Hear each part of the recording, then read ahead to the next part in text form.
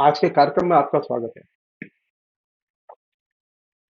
आज हम बातचीत करेंगे भगवान राम के बारे में।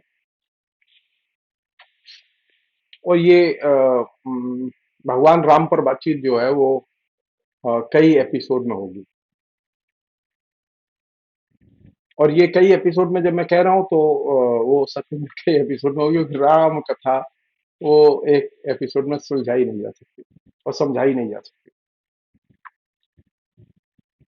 असल में इस बातचीत की शुरुआत का श्रेय मैं अपने एक फेसबुक मित्र और बहुत ही बुद्धिजीवी किस्म के जो व्यक्ति हैं, लेखक भी हैं, वो मजदूर नेता भी हैं, सुब्रतो चटर्जी, उनको देना चाहता हूँ। उन्होंने फेसबुक पर एक पोस्ट लिखी, छोटी सी पोस्ट लिखी। तुलसी के राम को मर्यादा पुरुषोत्तम के रूप में प्रतिष्ठापित और स्वीकार करने के पीछे इस्लाम का कितना अवदान है, यह शोध का विषय है। जगदीश्वर चतुर्वेदी जी से उत्तर की अपेक्षा रखता हूं। और इनकी इस पोस्ट के आने के बाद में इनके फेसबुक की टाइमलाइन पर 74 से अधिक लोगों ने अपनी प्रतिक्रिया व्यक्त की। और मैंने ये इनसे वायदा किया था कि मैं इस मसले पर, और जाहिर है कि शुरुआत उनसे होगी, लेकिन वो वहीं तक सीमित नहीं रहेगी।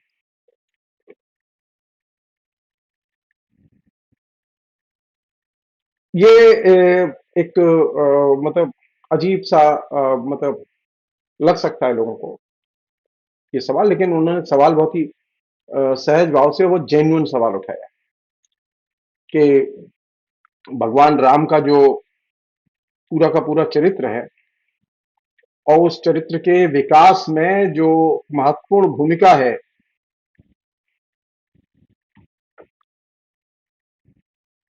इस्लाम की, उसके बारे में बात की जानी चाहिए। और ये बात अपनी जगह काफी हद तक सच है।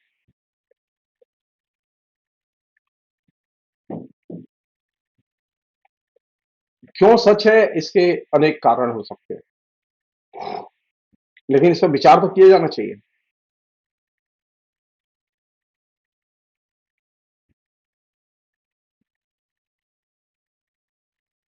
जैसा कि सब लोग जानते हैं कि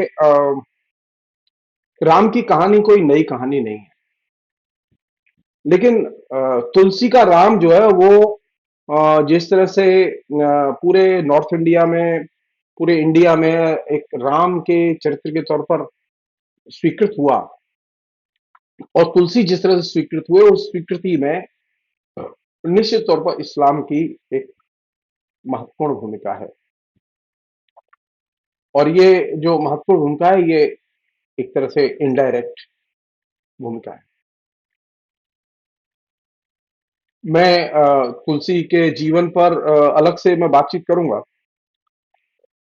तुलसी कैसे थे, क्या थे, क्या नहीं थे, उनके जीवन में कौन लोग आए, कौन लोग नहीं आए, इन पर अलग से बातचीत करूंगा। लेकिन जो पहली चीज ये कि राम का चरित्र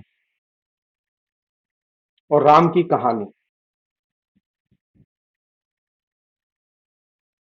और खासतौर पर राम के आदर्श की कहानी, मर्यादा पुरुषोत्तम राम,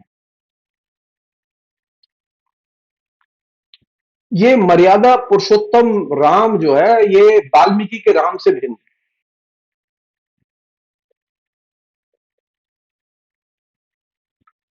ये जो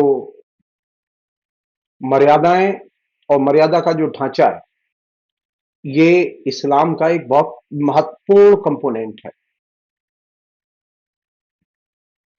और जिन लोगों ने भी मर्यादाओं को ध्यान में रख के एक आदर्श यूटोपिया गठित किया, उनका विकास हुआ। और सबसे दिलचस्प बात यह है कि तुलसी के पहले सूर ने राम पर लिखा, लेकिन सूर का लिखा हुआ राम जनप्रिय नहीं हुआ, लेकिन तुलसी का लिखा हुआ राम जनप्रिय हुआ, क्योंकि तुलसी ने राम की एक आदर्श इमेज विकसित की।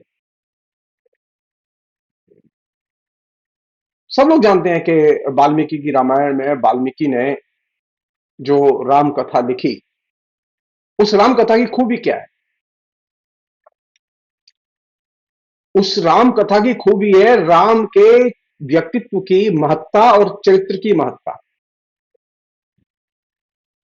वाल्मीकि के यहां आदर्श प्रमुख नहीं है,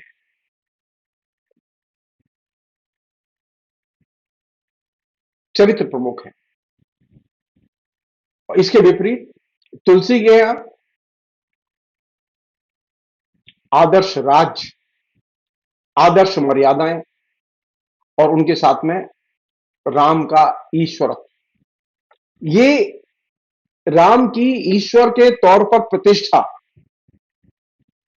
ये आप याद कीजिए, अकबर अकेला पहला सम्राट था जिसने भारत को एक सूत्र में बांधने की, यानी अखंड भारत निर्मित करने की एक तरह से कोशिश की, और उसका पूरे देश में एक शासन था।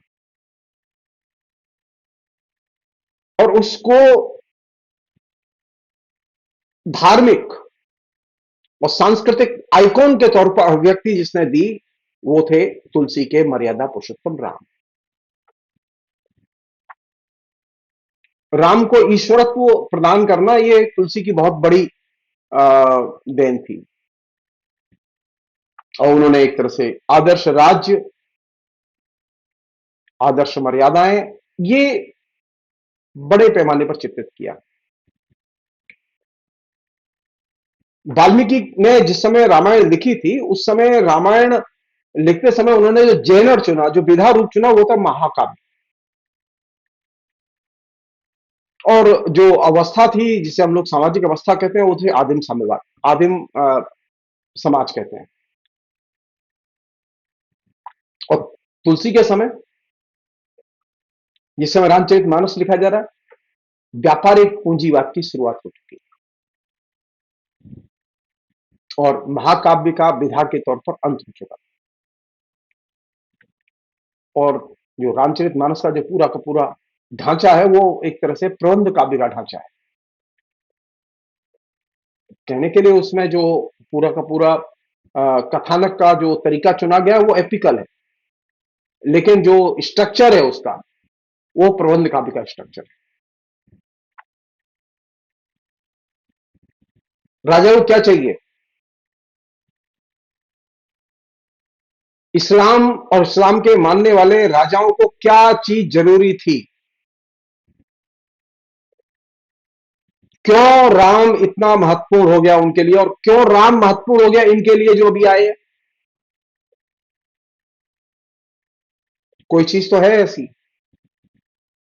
जो इस्लाम में भी कॉमन थी, हिंदू धर्म में भी कॉमन है, अकबर के यहां भी कॉमन थी, और मोदी के यहां भी कॉमन है। और इसे कहते हैं, तुलसी के यहां जो राम की कहानी है, वो अनुकरण मूलकता को जन्म देती है। अनुकरण मूलकता इस दौर की, जिस दौर में तुलसी ने रामायण लिखी, रामचरितमानस लिखा, उस दौर की केंद्रीय विशेषता है। और जिसमें कि सारी चीजें चलती हैं रामायण में, वो कौन सी चीज है? जिसे हम लोग कहते हैं संवाद शैली। रामचरितमानस के जो, तुलसी के रामचरितमानस की जो विशेषता है, वो है संवाद शैली। और ये संवाद शैली पौराणिक पौराणिक ग्रंथों से ली गई है। मसलन इस संवाद शैली में चार वक्ताओं के कथन का समावेश है। जैसे काक भुसुंडी के ने गरुड़ के प्रति राम कथा कही, और ये राम कथा जो कही, उसका समावेश है। शिव ने उमा से कहा, उसका समावेश है। याज्ञवल्क्य ने भारद्वाज को बताया, उसका भी समावेश है। और ये जो चारों की संवाद शैली का जो समावेश है, इसने पूरे रामचरितमानस को निर्मित किया। और थर्स्ट किस पर है? अनुकरण मूलकता पर। तुलसी किसे संबोधित कर रहे हैं? तुलसी ने इसे लिखा है कि वे अपनी रामायण सकल सज्जन समुदाय को संबोधित कर रहे हैं। और ये जो चारों संवाद हैं, काक भुसुंडी का संवाद, शिवा का शिव का उमा के साथ संवाद, याज्ञवल्क्य का भारद्वाज के संवाद, ये जो संवाद के जो तीनों रूप हैं, ये रूप एक दूसरे से अभिन्न रूप से जुड़े हुए हैं, और ये राम कथा का जो चरित्र है वो पूरा का पूरा चरित्र बनाते हैं। तो अब ये जो संवाद की शैली है, इसमें बाई चांस तरीके से ऋषि भी आ गए, पशु पक्षी भी आ गए, शंकर भी आ गए और उमा भी आ गई, और इसका जो मूलाधार बनाया वो किसे बनाया? उमा महेश के संवाद को। और ये जो ढांचा है, ये ढांचा एक तरह से एप्रोप्रिएट करने का ढांचा है कि राम के चरित्र में, राम के कथानक में बाकी सबको एप्रोप्रिएट करना।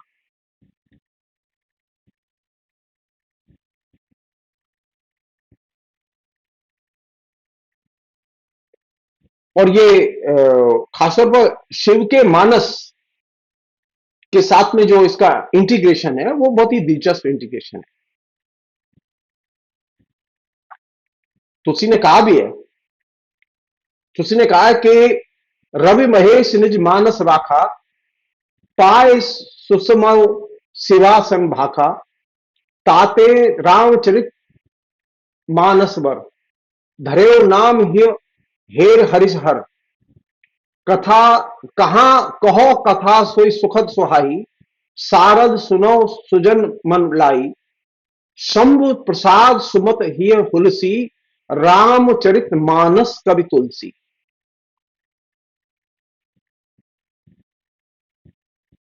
तो ये जो पूरा का पूरा ढांचा है जिसमें कि ये जो संवाद की शैली का इस्तेमाल किया गया राम के कथानक में, ये ढांचा अपने आप में बहुत ही शानदार ढांचा। और इसमें जो इंपॉर्टेंट चीज, ये जो तरह तरह की कहते हैं ना, अनेक राम कथाएं मिलती हैं। क्यों अनेक राम कथाएं मिलती हैं? उसका कारण है, हरेक की राम कथा का हेतु और कारण अलग अलग है। यहां पे भी एक से अधिक हेतु और कारण है रामचरितमानस में। तो हरेक की राम कथा के हेतु और कारक कारण अलग अलग होने के कारण अलग अलग किस्म की राम कथाएं प्रचलन में दिखाई देती हैं। और तुलसी ने अपने रामचरितमानस में हेतुओं का उल्लेख बार बार किया है। और यही वजह कि हेतुओं की वजह से अनेक राम कथाएं हैं, अनेक राम हैं।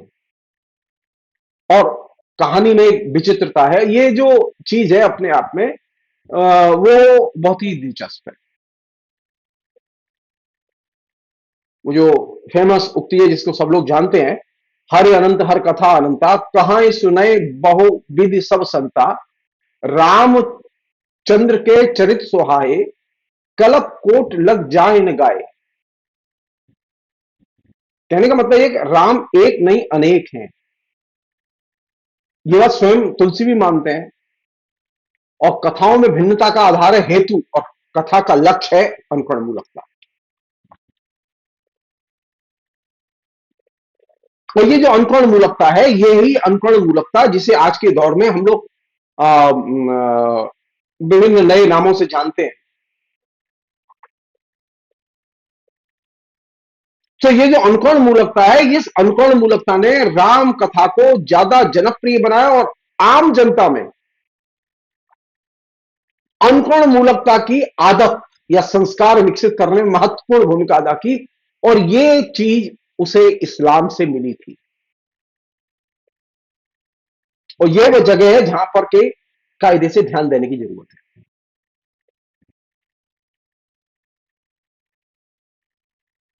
अब एक दूसरा पहलू है जो कि बहुत ही बड़ा पहलू है, उसको हम खोलना चाहते हैं आपके सामने। वो ये कि राम कथा के जो रूप हैं जिन्हें हम लोग जानते हैं, वो एक तो वह है जो रामचरितमानस जो तुलसी ने लिखा है, वो इसके डिटेल्स और इसकी हिस्ट्री अलग है राम की कथा की। डॉक्टर वेवर ने दशरथ जातक, जो कि बौद्ध राम कथा का प्राचीनतम रूप है,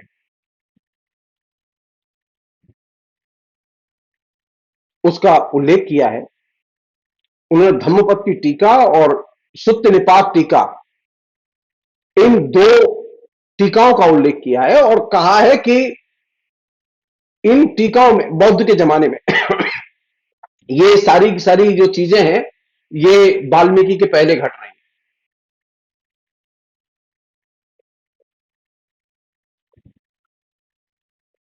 धम्मपद की टीका और सुत्त निपात की टीका में वाराणसी के राजा की कहानी और साक्यों और कोलियों की उत्पत्ति की कथा, ये डिटेल्स में मिलती है। और इन दोनों रचनाओं में, यानी धम्मपद की टीका और सुत्त निपात की टीका में, विमाता की ईर्ष्या के कारण राज संतति का वनवास होता है, ये भी जिक्र मिलता है। और यह भी जिक्र मिलता है कि भाई बहन के बीच में विवाह होता है। और इस मतलब राम और सीता भाई बहन की तरह उन रचनाओं में है। और राम का उल्लेख मिलता है।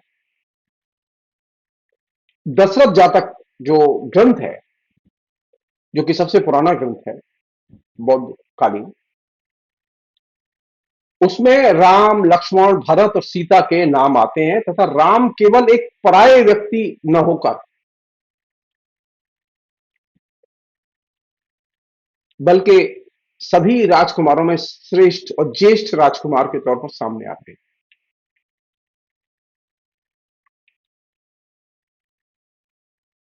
दशरथ जातक में सेंटर में है बनारस, और वाल्मीकि की रामायण में राम की राजधानी, या रामायण में जो राजकुमार हैं उनकी राजधानी वाराणसी की बजाय अयोध्या शिफ्ट कर जाती है। और जो वनवास की कहानी है दशरथ जातक में, तो वहां वो वनवास में हिमालय जाते हैं और वाल्मीकि क्या है वो दंडकारण्य में चले जाते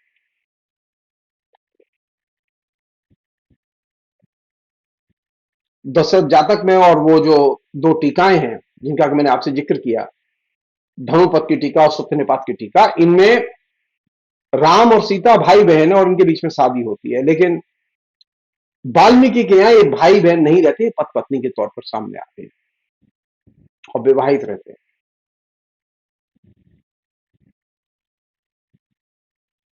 बौद्ध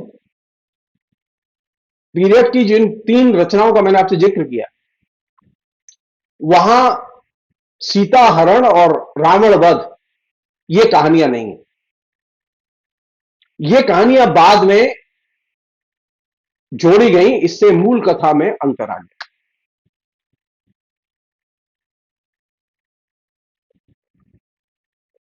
एक और चीज है जो कि डॉक्टर बीवर ने रेखांकित की है, जो बहुत ही इंपॉर्टेंट चीज है, वो ये कि रामायण में सीता वनवास के अंत तक संतानहीन थी, उसके कोई संतान नहीं थी।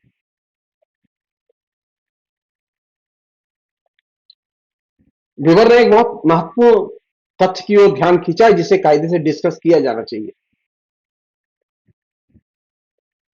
वो कहते हैं कि पहली रचनाओं में तो ये सीता हरण की घटना नहीं है कि रावण सीता का हरण करके ले गया, लेकिन बाद की रचना में ये सीता हरण की घटना शामिल हुई, खासतौर वाल्मीकि के यहाँ। तो डॉक्टर वेवर कहते हैं इसका मूल स्रोत होमर की कथा के पेरिस जो रचना है उसमें हेलन का अपहरण, उससे प्रभावित होकर ये कहानी यहां आई। और जिस तरह से श्रीलंका के साथ में युद्ध का वर्णन है। तो ये युद्ध का वर्णन भी ये यूनानी सेना द्वारा ट्राय में जो रेजिस्टेंस थी, उस युद्ध वहां जो हुआ, वो वहां से लिया गया। तो राम रावण युद्ध और सीता हरण, ये दो चीजें होमर की रचना से प्रभावित होकर वाल्मीकि के यहां आई,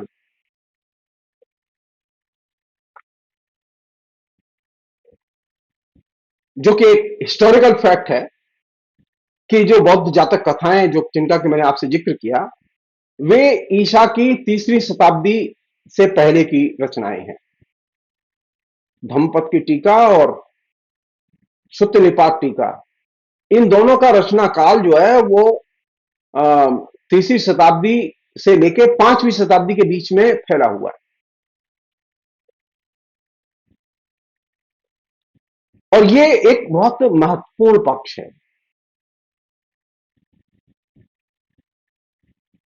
रामायण के बारे में जो सबसे हिस्टोरिकल, सबसे महत्वपूर्ण चीज डॉक्टर वेवर के बाद जिस व्यक्ति ने रेखांकित की, वो संयुक्त से बंगाली थे। उनका नाम था दिनेश चंद्र सेन। उन्होंने एक बहुत महत्वपूर्ण पुस्तक लिखी है, दी बंगाली रामायण्स। दी बंगाली रामायण्स में उन्होंने दशरथ जातक की कहानी के जो रूप है उसे एक पहले आदिम रूप के तौर पर माना है,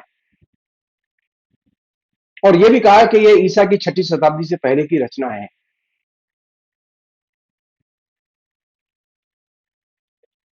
उनका यह भी कहना है कि एकाध कोई जातक कथाओं में जो पाली में लिखी गई थी, उनमें जो राम की कथा थी उसके भी बहुत सारे पहलू इस रामायण में आ गए हैं, दशरथ जातक में। और ये दशरथ जातक जो है, ये सेन के अनुसार उत्तर भारत में जनप्रिय था।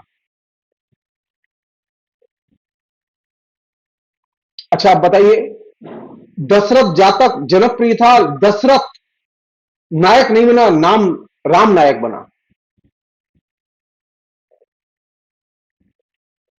दिनेश चंद्र सेन ने यह भी रेखांकित किया कि दक्षिण भारत में रावण की कथा पॉपुलर थी, और उत्तर भारत में दशरथ जातक पॉपुलर था। तो वाल्मीकि ने बड़े कौशल के साथ में ये उत्तर और दक्षिण की जो दोनों कथाएं थी, इनको मिला के वाल्मीकि की रामायण लिखी। और उसने दशरथ जातक का भी इस्तेमाल किया, और रावण की कथाएं जो दक्षिण भारत में प्रचलन में थी उनका भी इस्तेमाल किया। होमर के जो रचनाओं के अनुभव थे उनको भी इस्तेमाल किया। और यही वजह है कि बहुत ही कल्पनाशील ढंग से वाल्मीकि ने राम के पूरे को पूरे कथानक को गढ़ा, और वाल्मीकि की रामायण हमारे सामने सुसंगत व्यवस्थित तौर पर सामने आई। दशरथ जातक में एक बहुत ही सिंपल ढंग से, सहज सीधे ढंग से राम की कहानी कही गई। वाल्मीकि ने कौशलपूर्ण ढंग से, कलात्मक ढंग से राम की कहानी को हमारे सामने पेश किया।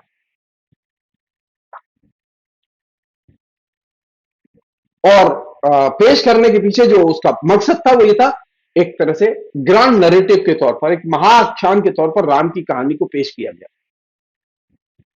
एक अन्य चीज है जो कि कायदे से दर्ज की जानी चाहिए, और वो बहुत महत्वपूर्ण है। एक और हिस्टोरियन है जिन्होंने कि हमारे यहाँ हमारे साहित्य के इतिहास को लेकर काम किया, वो है डॉक्टर जेटी व्हीलर। उनकी एक बहुत महत्वपूर्ण पुस्तक है हिस्ट्री ऑफ इंडिया। 1869 में ये पुस्तक छपी थी लंदन से। उन्होंने एक दूसरे पहलू की तरफ ध्यान खींचा कि जो रामायण की कहानी है, ये हिंदू और बौद्धों के संघर्ष की कहानी है। रामायण के लेखक ने राक्षसों को बौद्धों का स्थान दे दिया। इनके अनुसार लंका पर जो आक्रमण किया गया, उससे वसुतः सिंघल द्वीप के बौद्धों के प्रति वाल्मीकि का द्वेष और विरोध परिलक्षित होता है। डॉक्टर व्हीलर का यह भी मानना है कि राम और जावाली के बीच का जो संवाद है, उसमें जावाली जो है वो बौद्ध धर्म के प्रतिनिधि हैं और राम हिंदू धर्म के। और ये जो आइडियोलॉजिकल स्ट्रगल है, इस आइडियोलॉजिकल स्ट्रगल को बौद्धों और हिंदुओं के बीच उस आइडियोलॉजिकल स्ट्रगल की अवव्यंजना वाल्मीकि के रामायण में हुई है। और ये बहुत विचारणीय प्रश्न है और बहुत महत्वपूर्ण प्रश्न है, क्योंकि श्रीलंका की जब बात होती है तो हम रावण तो याद रहता है, लेकिन श्रीलंका पर हमले में बौद्ध याद नहीं आते हमें, जबकि श्रीलंका डे वन से बौद्ध धर्म का केंद्र रहा है।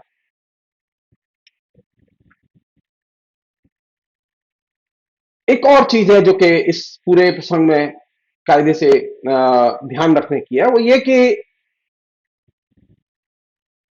रामायण की कहानी में, चाहे वो वाल्मीकि की रामायण हो, चाहे वो उत्तर रामचरित हो, या वो और दूसरी रामायण हो, या फिर रामचरितमानस हो तुलसीदास का, ये बेसिकली माइथोलॉजी, जिसे हिंदी में सामान्य तौर पर माइथोलॉजी को कथा गाथा कहते हैं। मैक्स मुलर जो बहुत बड़े विद्वान थे संस्कृत साहित्य के, उन्होंने एक बहुत महत्वपूर्ण पुस्तक की है, लिखी है, lectures on science of language. उसमें उन्होंने इस पहलू का जिक्र किया है कि जो जो प्रत्येक जो कथा गाथा होती है, वो वस्तुतः भाषा का विकार है। वहां भाषा जो है रूपक के तौर पर आती है और विशेषण के रूप में आती है, और बाद में वह स्वतंत्र रूप ग्रहण कर लेती है। ये जो भाषा का रूपक में रूपांतरण, भाषा का विशेषण में रूपांतरण, और फिर बाद में उसका स्वतंत्र हो जाना, ये जो प्रक्रिया है, इस प्रक्रिया को जो मैक्स मुलर ने रेखांकित किया है, इस प्रक्रिया को अगर हम ध्यान रखेंगे तो राम के कथानक के, रामायण के कथानक के चरित्रों के विकास और उसमें जो माइथोलॉजी है, कथा गाथा है, उसके आप मर्म को समझ पाएंगे।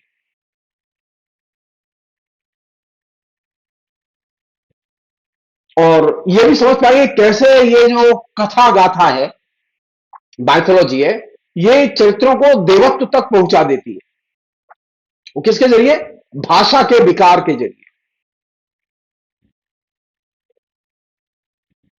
जाहिर है कि इन चरित्रों के ऐतिहासिक आधार लोगों के जहन में है, लेकिन इसके प्रमाण नहीं है हमारे पास। हमें मालूम नहीं राम कब हुए थे, कोई लिखित प्रमाण नहीं है इसका। हमें मालूम नहीं कि रावण कब हुआ था, कोई लिखित प्रमाण नहीं है हमारे पास। लेकिन ऐतिहासिक, ये कौन सा ऐतिहासिक है? अनुश्रुति के आधार पर। एपिकल रचनाएं अनुश्रुति के, राष्ट्रीय अनुश्रुति के आधार पर लिखी जाती थी, और ये सारी दुनिया में एपिक रचनाओं का एक बुनियादी तत्व रहा है, और वे हमेशा काव्य रूप में ही सामने आए। वो ग्रीक यूनान में भी देखी गई ये चीज, ये भारत में भी देखी गई।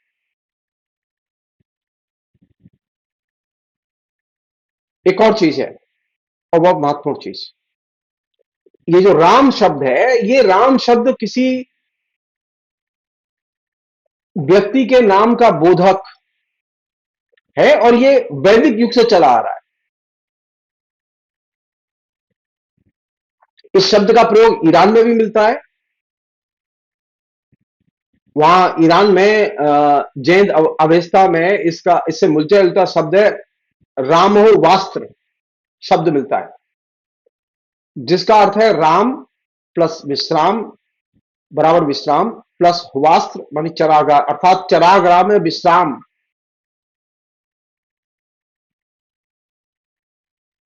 और ये बाद में अच्छे वायु के देवता के तौर पर प्रतिष्ठित हो गया ये वहां पर। इसका राम कथा से कोई संबंध नहीं है, लेकिन ये शब्द तो है।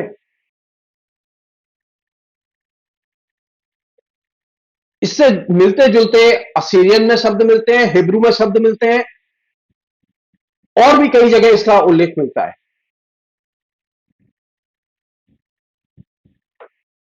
मूल बात यह कि राम शब्द देवता या श्रेष्ठ व्यक्ति के वाचक के तौर पर चलन में था,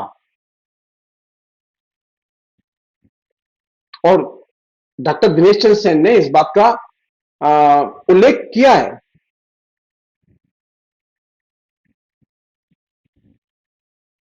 और ये एक दिलचस्प चीज है और विवाद की चीज है कि ये जो राम की कहानी जो कि रामचरितमानस में तुलसी ने रची, वो इतनी जनप्रिय क्यों हुई?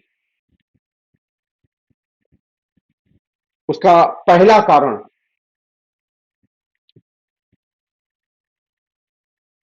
जिसने कि इस कहानी को जनप्रिय बनाया, वो थी प्रिंट टेक्नोलॉजी। प्रिंट टेक्नोलॉजी के आने के पहले राम जनप्रिय नहीं थे। प्रिंट टेक्नोलॉजी के आने के बाद राम जनप्रिय बने। और आप उठा के देखिए, आपको कागज सबसे पहले कब मिला? कागज कब आया? 13वीं 14वीं शताब्दी के करीब। छापे की मशीन कब आई? आप उठा के देखिए, रिकॉर्ड में जाइए, गूगल में सर्च कीजिए।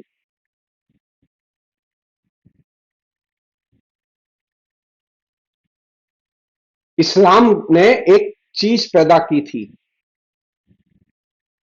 अनुकरण मूलकता। हिंदू धर्म में अनुकरण मूलकता नहीं है। हिंदू धर्म में मतभिन्नता बहुत महत्वपूर्ण है, और यही वजह है कि हिंदू धर्म में अनेक पंथ हैं और संप्रदाय हैं, और एक दूसरे के विचारों के विरोधी संप्रदाय और पंथ हैं।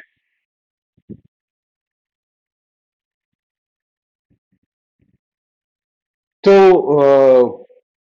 अकबर को क्या चाहिए था?